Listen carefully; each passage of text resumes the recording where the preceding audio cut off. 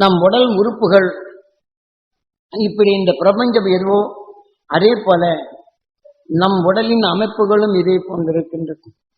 ஆக இதை வேதங்கள் கூறுகின்றது.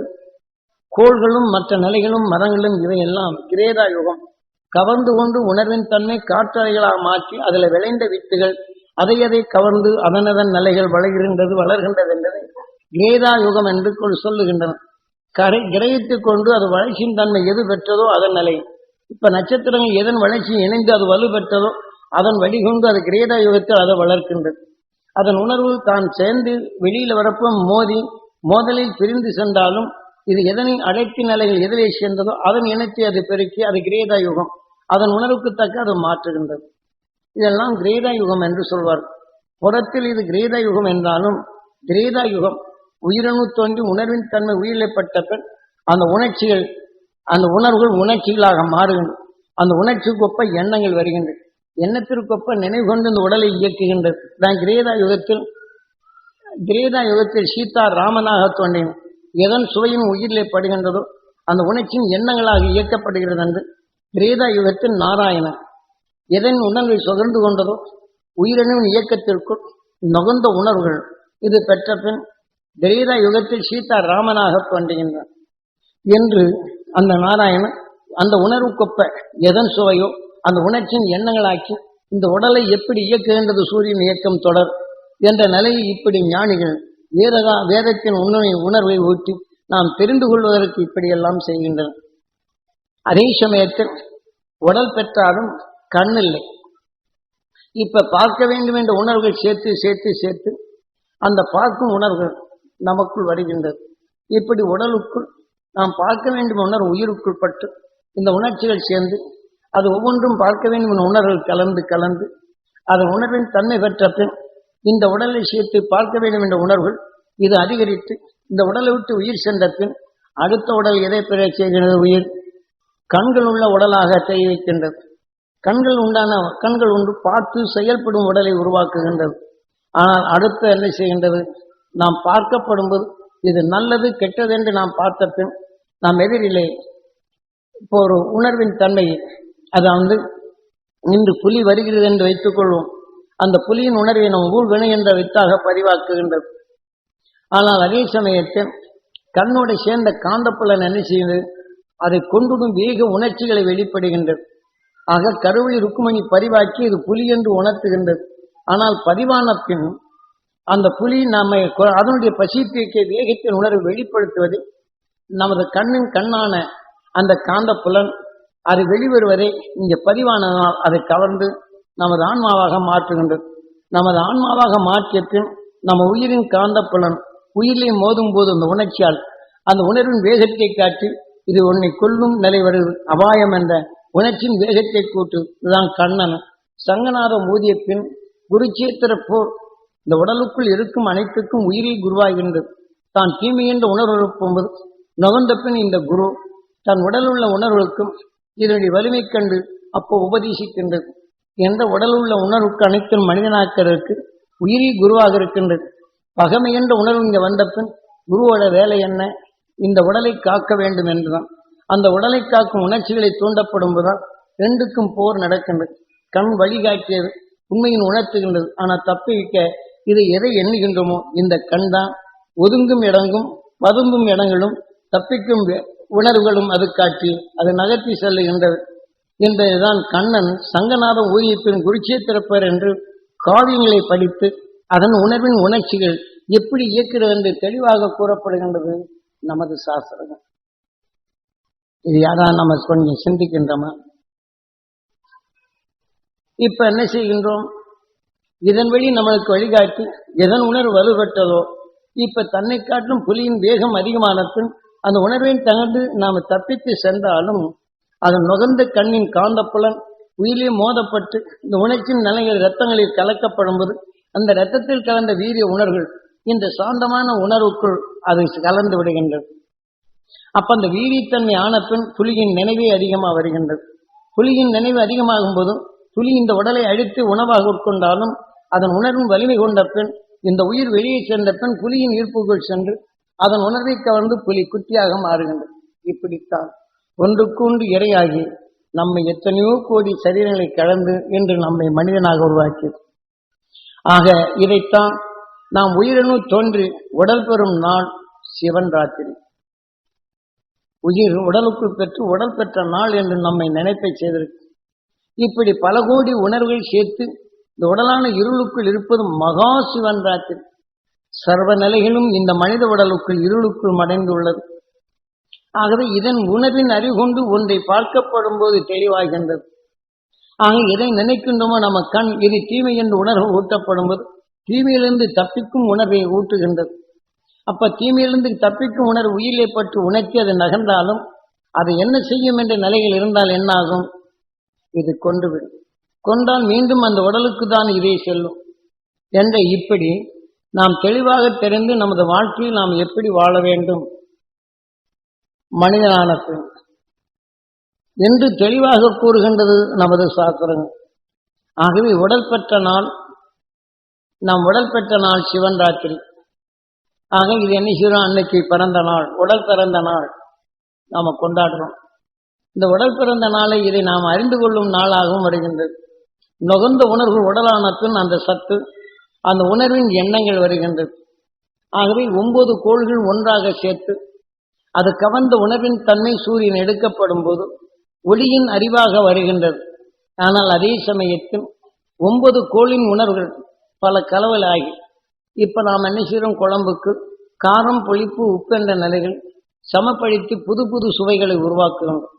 அந்த சுவை உப்பை நாம் எத்தனையோ பதார்த்தங்களை சேர்த்து எதை எதனுடன் கலக்கின்றோமோ அந்த சுவைத்தன்மை வருகின்றது. இதே போலதான் நமது உயிரின் தன்மை. இப்ப சாதாரணமாக ஒரு செடியின் சத்தை நுகர்கின்றால் அந்த சத்தின் உணர்வு உயிரில் பெற்ற பின் அந்த உணர்ச்சியின் எண்ணங்கள் வருகின்றது. அந்த எண்ணங்கள் கொண்டு நாம் இதை உடலான பின் சீத்தா அந்த சுவையான நிலைகள் உடலாகின்றது. இது சிவமாகின்றது. ஆனால் உயிருடன் இந்த உணர்வு மனம் மீண்டும் இதை எண்ணப்படும்போது உணர்ச்சி பெற்று அதுவே உணவாக எடுத்துக்கொள்ள இந்த எண்ணம் வருகின்றது. ஆகவே ஒரு உடல் பெற்ற நாளானாலும் அந்த உடலுக்குள் உணர்வின் தன்மை வளர்ச்சி அடைந்து உணவாக உட்கொள்ளும் தன்மை பெறுகின்றது. இப்ப நாம் ஒரு புழுவோ மற்றதோ குழவின் தன்மை புழுவை கொட்டிய பின் இந்த உணர்வின் தன்மை குழவின் உடலை சேர்த்து இந்த உணர்வின் தன்மை கலந்து குழவி ரூபம் பெறும் பெற்ற பின் தான் குழவி போன்று குழவி உமி நீரை எடுத்து மண்ணை எடுத்து பிசைஞ்சு இதே போல புழுவை எடுத்து தன் உடலை விளைந்த விஷத்தை பாய்ச்சி தன் இனத்தை பெருக்குகின்றது. இதை போலதான் நாம் ஒரு வேதனை என்ற உணர்வை இந்த சீத்தா என்ற உணர்வின் தன்மை சுவையின் தன்மை உயிர் எடுத்து அந்த உணர்வின் சத்தை உடலாக்கும் போது சீத்தா உடலாகின்றது. ஆனால் அந்த உணர்ச்சியின் தன்மை உடலான பின் அந்த உணர்வின் எண்ணங்கள் வருகின்றது.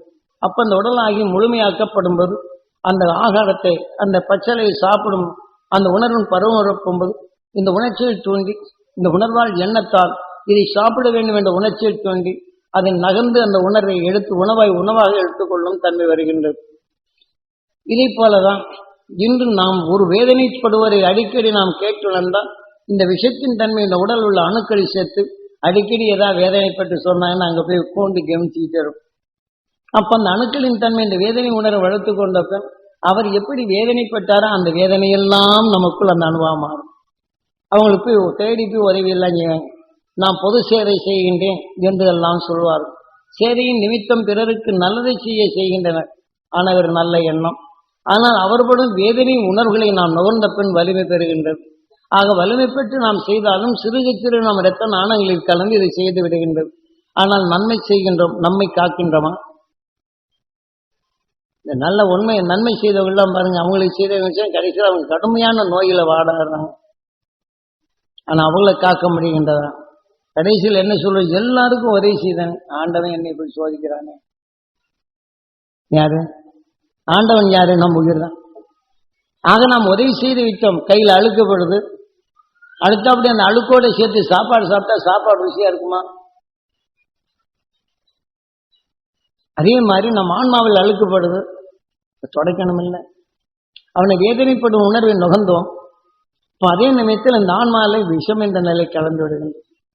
கண்ணாடியில் எப்படி அழுக்கப்பட்டால் நமது முகம் சீராக தெரியவில்லையோ அதே போல வேதனை என்ற உணர்வு நமக்கும் நல்ல எண்ணம் இருப்பினும் வேதனை என்ற உணர்வு நம் ஆன்மாவில் பட்டுவிட்டால் நம் உடலில் உள்ள அணுக்களுக்கும் இந்த விஷயத்தன்மை அது இயக்கமும் குறைகின்றது, சிந்திக்கும் தன்மை இழக்கின்றது, நாம் அந்த சிந்தனை ஏற்று போய்விடுகின்றது. இப்ப கண்ணாடியில் உள்ள அழுக்கை நாம துடைக்கணும் இல்ல, கையில் அழுக்கப்படுவது போல கண்ணாடியில் உள்ள அழுக்கை நாம துடைத்து பழக வேண்டும். ஆக நாம் ஆன்மாவில் படும் இந்த அழுக்கை நாம் துடைக்க வேண்டும் அல்லவா? அதற்கு நாம் என்ன வைத்திருக்கிறோம்? சாமியை பார்ப்போம், சாமியாரை பார்ப்போம், ஜோசியத்தை பார்ப்போம், நல்ல நேரம் வருது எப்போன்னு கேட்டுட்டு இருப்போம். நீ இந்த கோயிலுக்கு போய் அந்த அர்ச்சனை செய், இந்த யாகத்தை செய், உனக்கு நல்லதாகும், இப்படிதான் சொல்லி தெரிவித்து கொண்டிருப்பார். நம் ஆன்மாவில் பட்ட அழுக்கை அவ்வப்போது துடைக்கவில்லை என்றால், அதன் உணர்வு வீதித்தன்மை அடைந்தால் நாம் என்ன செய்வோம்? துடைக்கிறதுக்கு என்ன வைத்திருக்கிறோம்? இது எல்லாம் நாம் அறியாமலே இயக்கும் உணர்வுகள். ஆக நம்மை எண்ணியது உணர்வின் தன்மை கடவுளாக உள் நின்று அதை இயக்குகின்றது. நம் உயிரின் தன்மை நுகர்வதை உள் நின்று இயக்கத்தின் தன்மை ஈசனாகின்றது. ஆக எதை நுகர்கின்றோமோ அதையெல்லாம் உருவாக்குகின்றது, உணர்ச்சி நமக்கு தெரியப்படுத்துகின்றது. அப்போ உள் நின்று இயக்குவது யார்? உயிர்க்கடவுள். நுகர்ந்த உணர்வின் தன்மை, அது உணர்வின் தன்மை இந்த உயிரைப் போலவே இது பிரணவம். தான் நுகர்ந்த உணர்வு ஓ என்று இயக்குகின்றது போல உணர்வின் தன்மை உடலுக்குள் சேர்ந்தவுடனே அதுவும் இதாகுது. அதான் விஷ்ணுவின் மகன் பிரம்மா. உயிர் எப்படி இருக்கின்றதோ அதே போல நுகர்ந்த உணர்வு அணுவாகின்றது. அந்த அணுவின் மலம் என்ன செய்யும்? உடலாகின்றது, சிவமாகின்றது. ஆகவே எக்குணத்தின் தன்மை ஆகுதோ அதன் உணர்வின் தன்மை மனத்தை நுகரப்படும் போது விஷ்ணுவின் மகன் பிரம்மா என்றாலும் ஆக ஆவித்தன்மை அடைந்து உடலாக அமைகின்றது. அதனால்தான் பிரம்மம் என்பது. ஆவியாகந்து உறைந்து ஒரு உணர்வின் தன்மை ஆகின்றது. எதன் உணர்வின் சக்தியாக அந்த அணுவானதோ அதற்கு தக்க அந்த ரூபம் உண்டாகும். அதன் மலத்தின் வெளியிடும் போது என்ன செய்யுது? சிவமாகின்றது. ஆனால் இந்த பிரம்மமானாலும் எக்குணத்தின் தன்மை அது பெற்றதோ அதன் ஞானமாக அது இயக்கம். அதான் பிரம்மாவின் மனைவி சரஸ்வதி. இப்ப உதாரணமாக ஒரு மரம் பல கலவையாகி ஒரு வேப்ப மரம் ஆகின்றது, அது பிரம்மம் ஆகின்றது. ஆக அந்த இணைந்து கொண்ட உணர்வுகள் ஞானம் ஆகின்றது. அப்ப அந்த வேப்ப மரத்தின் உணர்வுகள் அது மீண்டும் அது இயக்கப்படும் என்ன செய்யுது? அந்த ஞானத்தின் வழியே அது இயக்கம். ஆக உடைந்து கொண்ட உணர்வு பரபிரம்மம், அது உணர்வின் சத்தாக இயக்கப்படும்போது பிரம்மாவின் மனைவி சரஸ்வதி ஞானம். யார் எடுத்தாலும் கசப்பென்று தான் சொல்வார். சொல்ல வைப்பது எது? அதே சமயத்தில் வேப்ப மரமாக இருக்கின்றது, அதே சமயத்தில் ரோஜா பூ இதே செடியா இருக்கின்றது. ஆக இதே போல நல்லது உணர்ந்து நுகர்ந்து அது பிரம்மமாகின்றது. அது பிரம்மமான பின் பிரம்மாவின் மனைவி யாரு? சரஸ்வதி. அதன் சக்தி அது உடலாகுது, பிரம்மம் ஆண்பால் ஆகின்றது. அதன் வெளிப்படும் சக்தி மனமாகின்றது, சரஸ்வதி ஆகின்றது. அப்ப இதை எப்படி இயக்குவது? ஆக இதே மனத்தில் ரெண்டும் மோதும் போது வேம்பின் மனம் இங்கே ரோஜா போகும், இதனுடைய அழுத்தத்தை வச்சு வேம்பின் மனம் விடுவதில்லை. ஆக அதை பாதுகாத்துக் கொள்ளும் ஞானம் இருக்கின்றது. ஏனென்றால் உயர் அழுத்தத்தின் தன்மை கொண்டு இந்த உடல் அழுத்தமாகும்போது இது சிரித்து தள்ளி விடுகின்றது. ஆனாலும் இது வெளிப்படும் சத்தை சூரியன் கவர்ந்து கொண்டால் அலைகளாக மாறுகின்றது. ஆக அலைகளாக மாறும்போது கசப்பின் உணர்வு அதிகமானால், ரோஜாப்பின் உணர்வு கம்மியானால் இதை துரத்துகின்றது. இதை கண்டு அங்கே ஓடுகின்றது. ஓடு பாதையில் ஒரு விஷச்செடியின் தன்மை உமிழ்த்து கொண்டிருக்கும் நிலையில் மோதியவன் விஷத்தின் சுழற்சி தன்மை பெற்றது, இயக்க சக்தி பெற்றது. விஷச்செடியின் உணர்வுகளின் கலந்த பின் சுழற்சி என்ற நிலை வருகின்றது. சுழற்சி என்ற நிலையில் வரும்போது ஈர்க்கும் சக்தி வருகின்றது. இப்ப மூன்றும் ஒன்றாக சேர்த்து புது கலவையாகின்றது. அப்ப புது கலவையாகும் போது 100% வேம்பும் ரோஜாப்பின் சத்து 10% ஒரு விஷச்செடியின் 3% என்று இணைந்தால் இது மூன்றும் சேர்த்து ஒன்றாக இணைந்து விடுகின்றது. இப்ப இந்த கலவையில் புதுவிதமான நிலை வருது. இதான் ரிக் உடல். மரங்கள் அனைத்தும் ரிக் ஒரு உடலின் அமைப்பு. அந்த மரத்திலிருந்து வெளிவரக்கூடிய மனம் சாம இசை. இப்ப நம்ம கசப்பை நுகர்ந்தானே ஓய், ரோஜாப்பின் மனத்தை நுகர்ந்தானே ஆஹா, ஒரு விஷச்செடியின் தன்மை என்ன நிச்சயம்னு சொல்லிட்டு இந்த அரிப்புகள் வருகின்றது. ஆகதான் அந்த மனத்திற்கு இதந்து சாம இசை என்று அதை காரணப்பேர் வைக்கின்றன. ஆகவே இதன் வழி நாம் இயக்கம் எப்படி இயக்குகின்றது என்பதை அறிந்து கொள்வதுதான் நூல்கள் வடிவமைத்து அந்த உணர்வின் இயக்கங்கள் நாம் என்ன செய்ய வேண்டும், எப்படி தீமைகள் ஒன்று சேர்கின்றது, ஆக ஒன்று சேர்த்த நன்மைகள் எப்படி ஏற்படுகின்றது, எதன் வழி ஏற்படுகின்ற உண்மை அறிந்து கொள்வதுதான் நமது சாஸ்திரங்கள் தெளிவாக கூறுகின்றது. அதற்கெல்லாம் காரணப்பேர் வைத்து அறிந்து கொள்வதற்கு இன்று விஞ்ஞானிகள் எடுத்துக்கொண்டாலும் இதே போலதான் அவர்கள் இயக்கம் கண்டுபிடித்த உணர்வுகளை இன்னென்ன பொருள் இன்னதுடன் சேர்த்தால் இன்ன நிலையாகின்றது என்று ஒருவன் எழுதி வைத்தால் பின்வரும் விஞ்ஞானிகள் இதனுடைய அழுத்தத்தையும் வலுவையும் காட்டி இதனுடைய இயக்கத்தை தெரிந்து கொண்ட பின் அந்த விஞ்ஞானிகள் என்ன செய்கின்றனர்? பல பொருள்களை இணைத்து ஒன்றாக்கி அதை இணைத்து எப்படி இணைந்து வாழ்கிறது என்று அறிந்து கொண்ட பின் விஞ்ஞானியின் கண்டுபிடிப்பு. அதன் உணர்வின் தன்மை கருவாக்கிய பின் இதை நாம் எப்படி செயலாக்குவது என்று முழுமைக்கு வருகின்றது. இப்படி பல நிலைகளும் உருவாக்கணும். ஒரு எந்திரத்தை செயல்படும்போது ஒரு விஞ்ஞானி ஆக பல ஒரு பக்கம் கனமாக இருக்கக்கூடாது, வலுவும் தேவை. அதில் உலோகங்களில் உடைந்து விடாதபடி இருக்க வேண்டும். இதில் ஈயத்தையும் அல்லது பல துத்தநாகங்களையும் இதோடு இணைத்து ஆக இரும்பின் தன்மை கலந்து இதில் ஈயத்தின் தன்மை வரும்போது மிருதுவாகின்றது, ஆனால் வலுவாகின்றது. அப்ப இயந்திரத்தின் தன்மை மோதல் வரப்படும்போது தாக்கினால் உடையாது. தனி உருக்கின் தன்மை கொண்டு சென்றாலும் அதன் உணர்வின் தன்மை வேகமாக அழுத்தம் வந்தால் இது தாங்குதல் அது உடைந்துவிடும் என்ற நிலைகளில் இவன் கண்டுகொண்டு பல உலோகங்களை ஒன்றாக சேர்த்து எந்தெந்த உறுப்புகள் எங்கெங்கே எதனை இவைகளை சேர்த்தால் நல்லா இருக்கும் என்று விஞ்ஞானி கண்டு அதன் தக்க உடல் அதாவது எந்திரங்களை உருவாக்குகின்றனர். இது விஞ்ஞானியின் நிலைகள். டாக்டர்கள் ஒரு டாக்டர்கள் படிக்கப்படும் போது இந்த நோயின் தன்மை எதனால வருகின்றது, இந்த நோயால் உடல் எப்படி பாதிக்கின்றது, அப்ப பாதிக்கும் நோய்களுக்கு இது எதனால் ஏற்பட்டது என்று இன்று விஞ்ஞான அறிவால் கண்டுகொள்கின்றனர். ஒரு உப்புச்சத்தின் அதிகமாக இருந்தால் அதில் வைரஸ் என்ற அணுக்கள் உருவாகின்றது. அதில் எந்தெந்த உணர்வின் தன்மை அந்த வைரஸ் ஏற்பட்டிருக்கின்றதோ இந்த வைரஸின் அழுத்தத்தன்மையில் இருக்கப்படும் போது இதை நாம் மாற்றுவது எப்படி என்று பரிச்சாந்தரமாக பார்த்து அதற்குள் இந்த மருந்தை போட்டு செலுத்தி பார்ப்பார்கள். அந்த செலுத்தப்படும் போது இந்த வைரஸ் மடிந்தால் அதற்கு தக்க மருந்தை கொடுத்து அந்த உடல் இரத்தத்தின் இன்ன அளவுகோல் என்று வரப்போகும்போது இந்த வைரஸை கொண்டால் இதைக்காட்டில் இன்னொரு வைரஸின் நிலையை மனிதனுக்கு நன்மை செய்யும் வைரஸ் உண்டு. ஆக இதை கொல்லப்படும் போது இதை இழந்துவிட்டால் இந்த நன்மைக்கு மாறாக தேங்கி வரும். ஆக இது கொல்லாது இருக்கிறதுக்கு முதல் மருந்து எது கொடுப்பது, இதை டாக்டர்கள் செயல்படுத்துவார்கள். ஆகவே அது கொல்லாமல் அது தாக்காமல் இருப்பதற்கு ஒரு மருந்தை முன்னணியில் கொடுப்பார்கள். இது ஏற்றுக்கொண்ட பின் இதுவே உலைக்கிவிடும். ஆக இந்த வயிறு உடலை காக்கும் அணுவை காக்கின்றது. ஆக உடலை பாழாக்கும் அந்த வைரஸிற்கு இதை மாற்றி அதனுடைய செயலிழக்க செய்கின்றனர். இப்படித்தான் இன்று விஞ்ஞானிகள் மனித உடலை உருவாக்க பல நிலைகள் செய்கின்றனர். ஆனால் விஞ்ஞானிகளோ எதை செய்தனர்? இன்று ஒரு நோயாளியை நாம் பார்க்கின்றோம், அந்த உணர்வின் நுகர்ந்த பின் உயிரிலே படுகின்றது. அந்த வலிமை நம்மை சோர்வடைய செய்கின்றது. எவ்வாறு? உணர்ச்சிகள் பட்ட பின் இந்த உணர்ச்சிகள் நம் உயிரிலே பட்ட பின் இந்த உணர்வு ஊடுகின்றது. அந்த உணர்ச்சிகள் நம் இரத்த நாணங்களிலே கலக்கின்றது. இரத்த நாணங்களை கலந்து இரத்தத்திலிருந்து உணவாக இருக்கும் இந்த விஷத்தன்மை அந்த அணுக்களை ஊடுருவுகின்றது. அந்த அணுக்கள் ஊடுருவ போகும்போது அது விஷத்தின் தன்மை கொண்டதாக மாறுகின்றது. இப்ப அதை நாம் ஒரு வேதனைப்படுவரை நுகர்ந்தால் நாம் உயிரை பற்றி வேதனைப்படுகிறார் என்று அறிந்து கொள்கின்றோம்.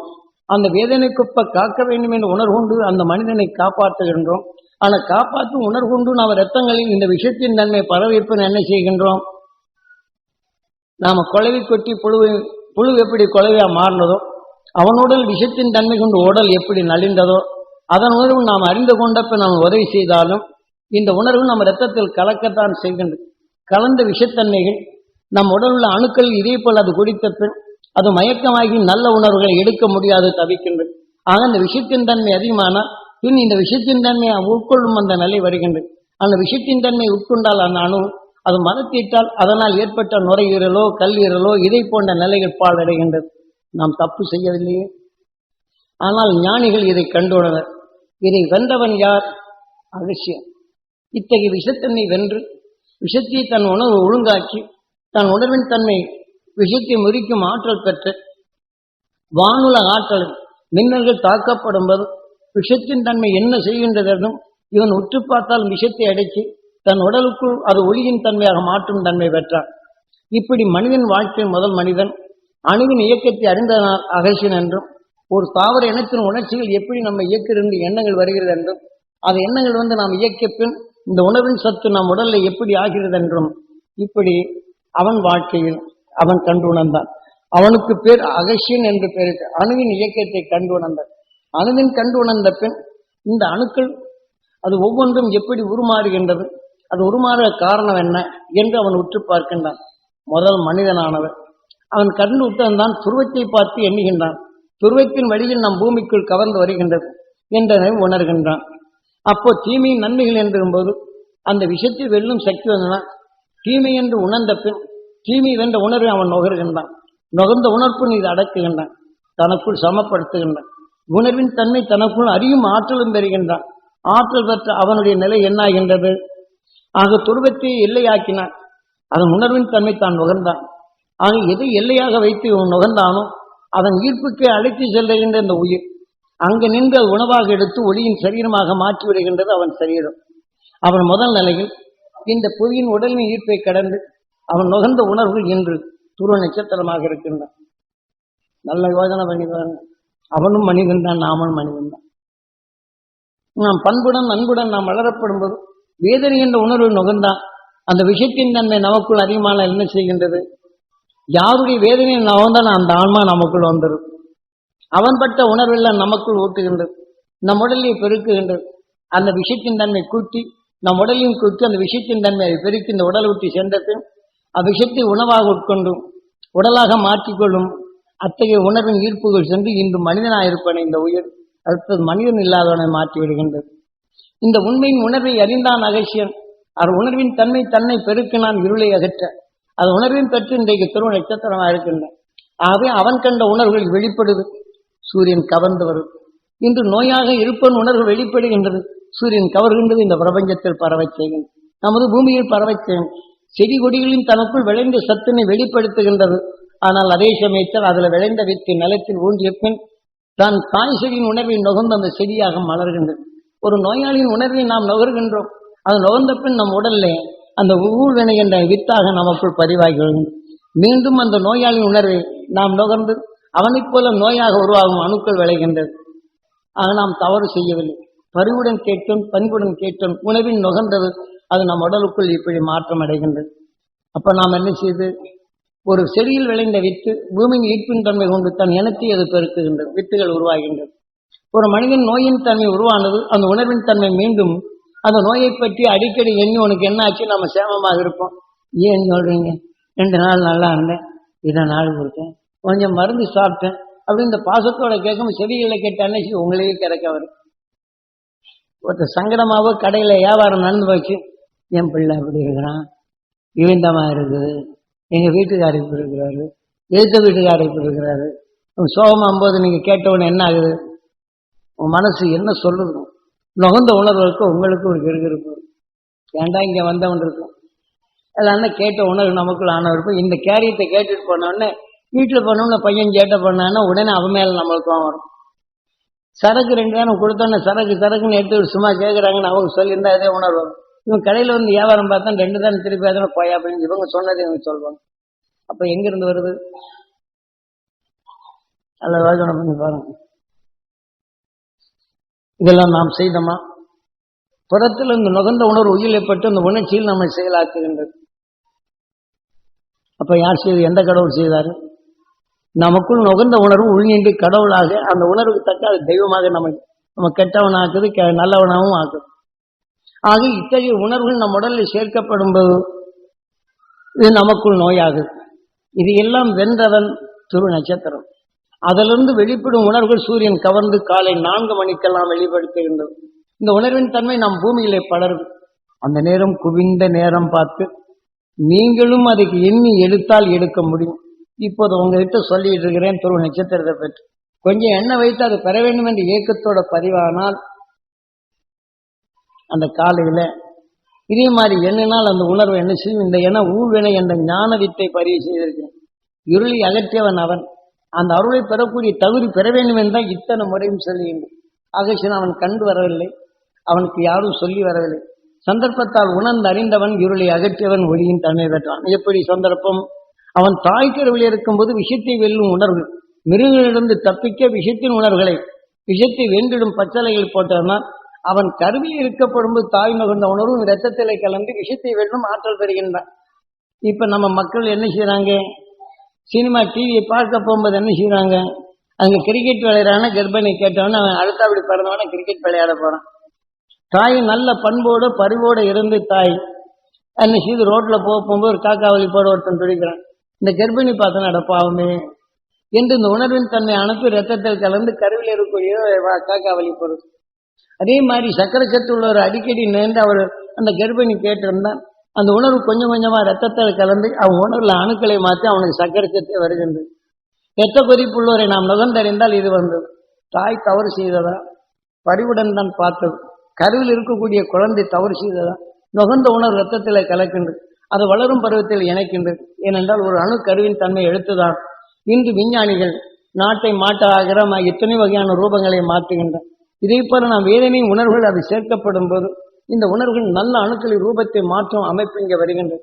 அவன் பிறந்த பின் என்ன செய்து முதல் அழகான உடலானது பிறந்த பின் இதை சுவாசிக்கப்படும் போது எதன் உணர்வு சுவாசித்தான் அந்த அணுக்கள் விளைச்சது. இவனுக்கு சக்கரக்கத்து வந்தது, இவனுக்கு இரத்த கொதிப்பு வந்தது, இவனுக்கு வாத நோய் வந்தது, இவனுக்கு சில குழந்தைகள் கைகாலில் வராது. ஆக வாத நோய் உள்ளவரை பார்த்தால் அதே உணர்வின் தன்மை இவனுக்கு குழந்தைக்கு வரும். ஆக இது வளர்ச்சியானது முதல்ல கருவில் இருக்கும்போது தெரியவில்லை, பிறந்த பிற்பாடு தெரியவில்லை. இது வளர்ச்சி சுவாசித்து வரப்போகும்போது அந்த குழந்தைக்கு இந்த உணர்வுலாம் அணுக்கள் மாற்றம் அடைகின்றது. தவறு யார் செய்தது? நுகர்ந்த சந்தர்ப்பங்கள் தான் இதை உருவாகும். ஆக வேப்ப மரமும் ரோஜாப்பும் விஷச்செடியும் சந்தர்ப்பம் மோதி இந்த உணர்வின் தன்மை எதனின் மோதல் கலக்கின்றதோ அது கருவேப்பிள்ளையாக மாறுகின்றது. அதே சமயத்தில் வேப்ப மரத்தின் தன்மை 100%, ரோஜாப்பின் தன்மை 100%, விஷச்செடியின் தன்மை 100%, 100க்கு 100 சேர்ந்தால் அரளி செடியாக மாறுகின்றது, விஷம் தோய்ந்ததாக மாறுகின்றது. ஏனென்றால் விஷத்தின் தன்மை இது இந்த உணர்வெல்லாம் கசப்பின் தன்மை இருந்தாலும் இந்த அதந்து விஷத்தின் தன்மை 100% இதை அடைக்க அந்த விஷத்தின் சாட்சியாக அது உருவாக தொடங்கி விடுகின்றது. இதை போல நாம் நுகர்ந்த உணர்வுகள் எதுவோ அதற்கு தக்கதான் இது உருவாக்குகின்றது. நல்ல கொஞ்சம் இதை போல நாம் மனிதனின் வாழ்க்கையில் இனி நாம் எங்கே செல்வது? அகேஷா அவன் நுகர்ந்த உணர்வுக்கொப்ப உறுப்புகள் மாறியது. உயிரின் ஒன்று ஒளியின் சரீரம் பெற்றான். ஆக மின்னல்கள் வருவதென்றால் வெள்ளிக்கோள் எப்படி எடுத்துக்கொள்கின்றதோ இதே போல் மின்கதிரான அந்த ஒளியின் தன்மை இவன் கவர்கிட்டு இந்த உடல் உள்ள அணுக்களை இந்த உயிரை போல இந்த உணர்வின் அணுக்கள் பருமணமாகின்றது. அப்ப அந்த அணுக்கள் பருமணமாகப்படும்போது விஷத்தின் தன்மை உமிழ்த்தி விஷத்தை ஒளியாக மாற்றும் தன்மை வருகின்றது. இப்ப பாம்பு விஷத்தை தனக்குள் எடுத்துக்கொள்கின்றது. ஆனால் அது என்ன செய்கின்றது? அந்த விஷத்தின் நாளை ஆனால் அது வைரமாக மாறுகின்றது, நாகரத்தனமாக மாறுகின்றது. இதை போலதான் விஷத்தின் ஆற்றல் ஆனாலும் வைரத்தை தட்டி சாப்பிட்டா ஆள் உடனே கொள்ளுது, ஆனால் வெளிச்சம் தருது. இதை போலதான் விஷத்தை ஒடுக்கும் உணர்பெற்ற ஒளியின் தன்மை ஆனதும் துருவ நட்சத்திரம் எத்தகைய விஷத்தன்மை வந்தால் அது ஒளியாக மாற்றுகின்றது. அதை உணர்வு துளி அளவு நாம் நகரும் உணர்வு என்பது நம்ம விஷத்தன்மை கொள்ளுகின்றது. ஆகவே கொள்ளும் உணர்வில் நமக்குள் ஆக்கப்படும் போது ஆக தீமையை அடக்கி தன் ஒளியின் உணர்வாக அதை மாற்றுகின்றது. ஆக இந்த காற்றில் இருக்கும் உணர்வினை நீங்கள் காலையில் கேட்டுணர்ந்த அந்த துருவ நட்சத்திரத்தை கவர்ந்தால் உங்களுக்கும் நுகரும் விஷத்தை மாற்றிக்கொண்டே இருக்கும், அது ஒளியாக மாற்றிக்கொண்டிருக்கும். இந்த விஷத்தை பாய்ச்சி உணவாக உட்கொள்ளும் பாம்பினம் அந்த விஷத்தின் தன்மை அதிகரித்து அது உரையின் தன்மை நாகரத்தனமாக மாறுகின்றது. இதே போலதான் நாமும் அந்த அகழ்ச்சியின் பெற்ற விஷத்தை அந்த உணரும் ஒளியாக மாற்றி உயிர்கள் ஒன்று ஒளியின் சரீரமானது. ஆகவே அதை நாம் பெறச் செய்ய வேண்டும். ஆக நாம் இதை உங்களுக்குள் உபதேசித்து வீணல்ல. திட்டியவரை நினைச்ச உடனே அமெரிக்காவில் இருந்தோடனே எனக்கு துரோகி தான் உருப்படுவான்னு சொன்னா அவன் கார் ஓட்டியும்போது என்ன அந்த உடனே சிந்தனை இழக்கின்றான், ஆக்சிடென்ட் ஆகுது. சாப்பாடு சாப்பிட்டுக்கிட்டு இருக்க போகும்போது இப்படி துரோகி தான் உருப்படான்னா புற ஓடுது. ஒரு பருக்க மூச்சு சுவாசத்துக்கு போனால் அதோட மரணம் தான். இதே போல நாம அதே மாதிரி துரோகம் செய்தான் உணர்வு என்னும்போது நம்ம எண்ணமும் இங்கே என்ன செய்யுது? நல்லது செய்ய விடாதபடி நமக்கும் தடையாகுது. அங்கேயே ஒருவருக்கு ஒரு கலந்த உணர்வு செய்யும்போது 2 பேருமே பாழாகின்றன.